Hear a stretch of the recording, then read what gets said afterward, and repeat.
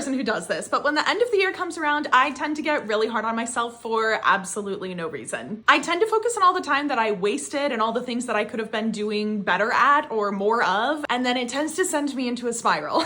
So today, mid-spiral, I decided to just sit down and brainstorm all the things that I could think of that I did this year that I was either proud of or excited by, and I came up with a list of 15 things. I hit 300 classes at my boxing gym. I didn't do all 300 of those classes in this year alone, but it was a milestone that I got to celebrate earlier this year. I wrote, produced, and starred in a short film with a $25,000 budget, and that's probably my greatest accomplishment of this year. I taught an English language arts course 3 days a week that I did not want to do and ended up loving it. I traveled to a new continent. I made multiple new friends, which as an adult is actually really hard to do, so I'm super proud of myself for that one. I read 25 books, which normally I try to read about 10. I'm not a big reader. This year I got to 25, which is great. I pulled off a big surprise for my cousin's high school graduation. I road tripped with my mom and sister from Florida up to Virginia, and there's nothing like a road trip to bring out the flaws in your dynamic, but it's something I'm so grateful I had the time to do and I will remember for the rest of my life. I repotted all of my plants, and not only did I repot them, I repotted them in my apartment without making a huge mess. I acted in a web series. I took 30 weeks of acting class this year, which is huge, investing in myself. I'm really proud of that. I got to attend an album release party this year, which is something I've never done before, but it was so much fun,